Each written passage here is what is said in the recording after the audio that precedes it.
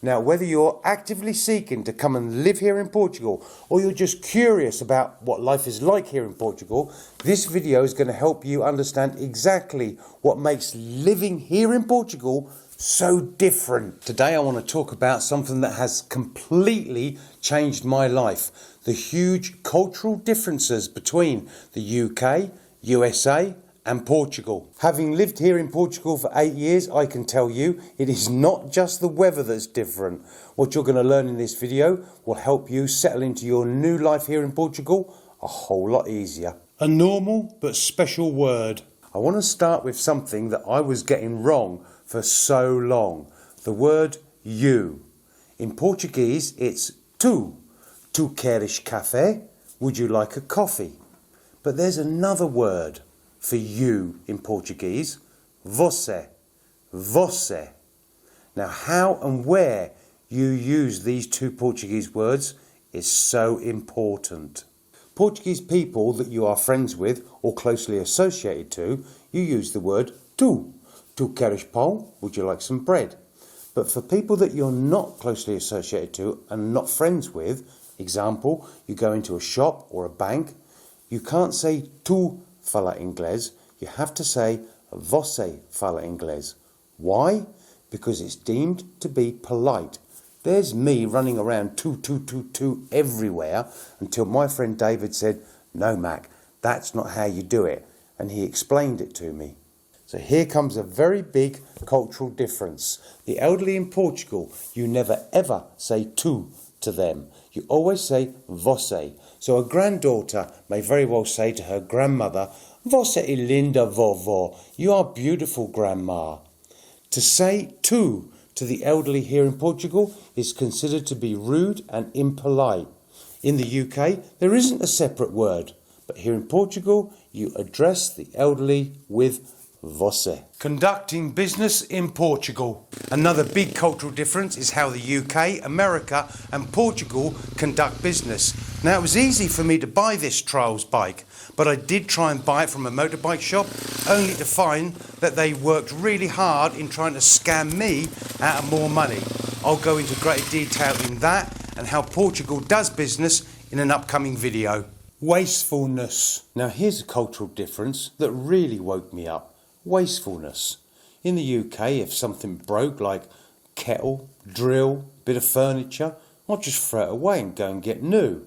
That's because mainly I didn't have the time in which to consider repairing it, and two, it was all too easy just to dip my hand in my pocket and go and get brand new again. How shameful. On the other hand, the Portuguese waste nothing. They utilise everything that they can. When they buy bottles of water, they'll cut that section out, lay it down, and then plant strawberries in it. Well, I don't buy bottles of water, but what I do have is all these lovely deep tubs. My pool chemical tablets come in these, and I can line them up along here with strawberry plants in. The whole of this bench will be covered in strawberry plants, front and back. I'm going to be eating tons of strawberries next year. Time and time again, I have seen the Portuguese repairing many things. For example, these solar lights that just aren't working anymore. What do they cost? About 15, 20 euros? In the UK, I'd have just thrown them away and gone and got new ones. But I've adopted a new lifestyle. I've become part of the culture of repair it. In the spirit of adopting my new culture, I've got to get the battery out of this solar light, unsolder it, solder in a new one. Now this didn't take a huge amount of time. I would say in total something about 20 minutes. Well, that's not a big deal. Success! Changing that battery was the right thing to do. I've now got my solar lights working again. Communications. The next cultural difference. Communications. You send an email in the UK, you get a reply. In the UK, emails are the norm, the standard. We use them a lot. Here in Portugal, they haven't quite picked up on that one yet. So when you first arrive and you're trying to communicate with government officials, the junta, suppliers, and you send emails, Don't be surprised if you don't get a reply for a long while. And in fact, you've got to phone them up and say, I sent you an email. I don't know what it is about the Portuguese, but my experience is they are really blind to the emails. They're not doing too bad with messages via the mobile phone, but their preferred method of communicating is through the phone, talking through the phone. So bear that in mind when you first arrive. Timing. Here's something that will frustrate you in the beginning, but once you settle down, you'll actually enjoy it. When a Portuguese builder or electrician says to you that they'll be round at 9 o'clock on Wednesday morning, no they won't. They'll be round at 10 o'clock. And they're all like this. Why? I've got no idea. It is literally a cultural thing. In the UK, we are governed by the minutes on a clock. Every minute is extremely valuable. Here in Portugal, they're governed by the hour on the clock, and very loosely, I might add. So when you ask a Portuguese person, how long before you can come round? They'll say, oh, 10 minutos, 10 minutes. No, they don't even know what 10 minutes is. It's going to be more like half an hour, 3/4 of an hour. Once you settle into your new life and this becomes the norm, it's actually quite nice not to be governed by time, but more by a calm, relaxing pace of life. Cleanliness. You will never see the Portuguese clearing up rubbish, and that's because they don't throw it down. Now let's take a look at the roads.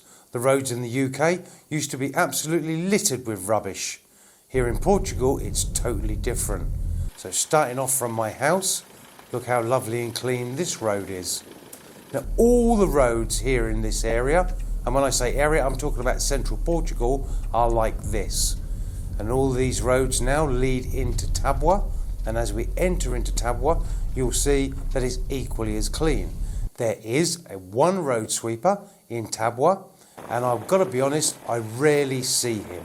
In the UK, you regularly see these 7.5 ton road sweepers on the A and B roads, and I think even the dual carriageways. I've got to be honest with you, I haven't seen one of them here.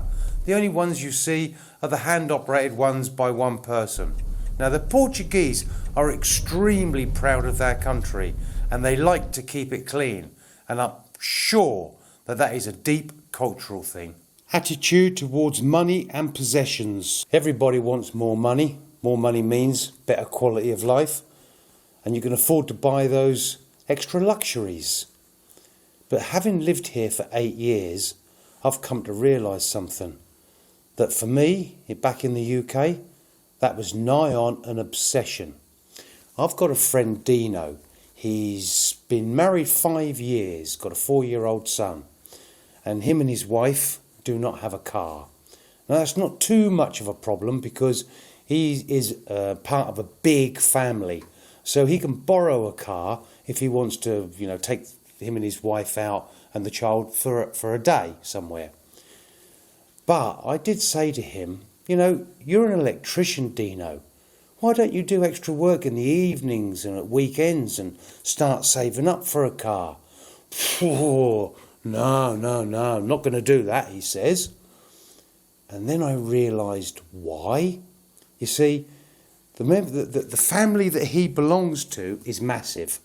At the weekends, the whole lot descend on mum and dad's house, and there can easily be 25, including children. Yeah, it's just one big gathering, and I go there sometimes, and then I see what they've got. We're talking about quality relationships, and then some of them will just go off and maybe go shopping. Others will go off and see something, or one of them wants to buy a new TV, so there'll be like a handful go off and help choose that TV.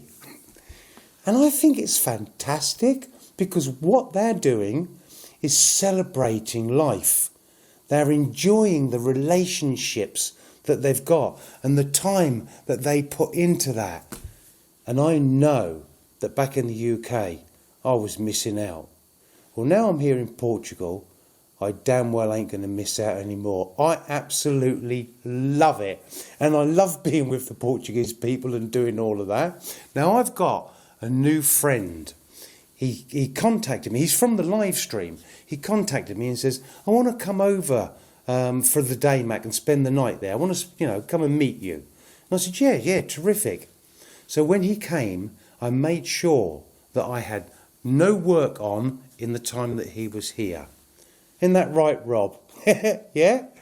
And we had a wonderful time together. I was learning all about my new friend. My new friend was learning all about me. And I was thinking, when he left, I was thinking to myself, yeah, I want Rob to come back. I had a wonderful time with him. And I want him to come back with his wife and his little dog. And I want him to come back for the weekend. I now value those relationships. I now value the input and the rewards that gives. By God, I love it. Fast food outlets. Cultural difference? Get a load of this one. I had 2 American couples come stay in the apartment. Checked them in. First thing they said to me was, what's the number for Uber Eats? I said, there is no Uber Eats around here. Okay, well, what's the alternative then? I says, there's no alternative. And so he said, well, how do we get our food? I said, you have to go to the supermarket, buy it, and then you've got to cook it. And one of the women turned around and said, but I don't know how to cook. I said, you serious? You can't cook? She said, no, we have everything delivered in. I said, no. What, breakfast, lunch and dinner? She said, yeah, we have the whole lot delivered in. Guess where they were all week? At restaurants. This is my town of Tabwa, and it's very typical of all towns here in the countryside.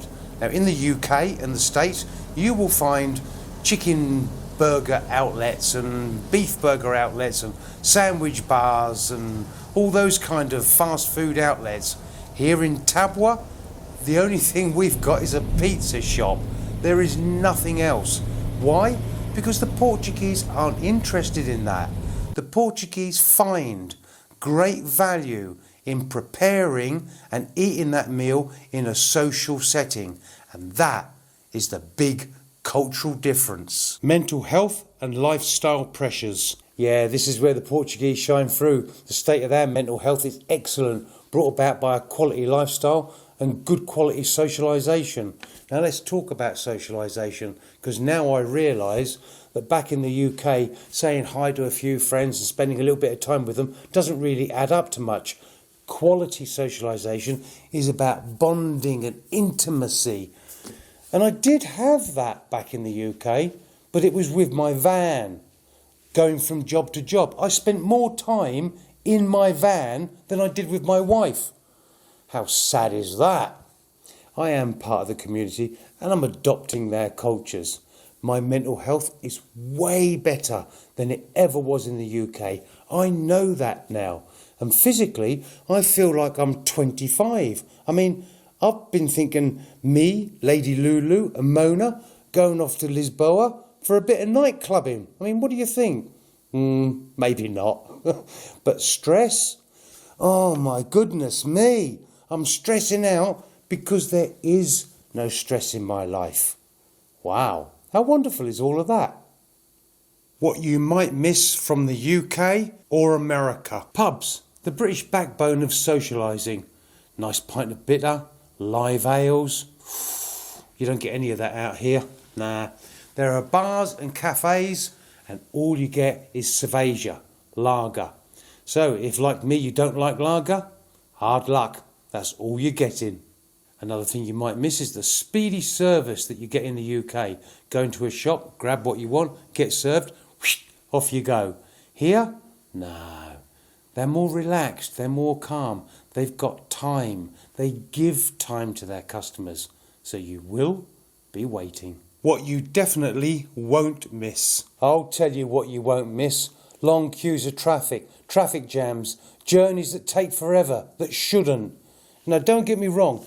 In the cities here in Portugal, there is congestion, but it's quick. When I go into Coimbra, There's an area where you've got to pass through, but you get through it really quickly. Now in the countryside here, there is no such thing as congestion, traffic jams or long queues. When I go from here to Coimbra, I travel on the equivalent of a dual carriageway. There are times, and I promise you, there are times when you won't even see another car. I don't miss that one bit, and neither will you. Advice for anyone thinking of making the move. Don't bring the UK or the USA with you when you move to Portugal. You're moving to a different country, a different culture, a different way of life. Be open in your mind, be open in your heart, and you will be enriched and rewarded. When children from the UK or the States move over to Portugal, they learn the language way quicker than their parents. And that's because children are very open to learning. So my advice is, be like a child. Be very open to learn and absorb everything that you can. And before you know it, just like me, you'll be on your way to becoming Portuguese. Consider subscribing to my channel and clicking that notification bell, because when you do that, YouTube will send you a notification telling you that Mac has just released another super duper video. Got any questions? Anything you want to know? Leave it in the comments below. And as always, I will see you in the next one.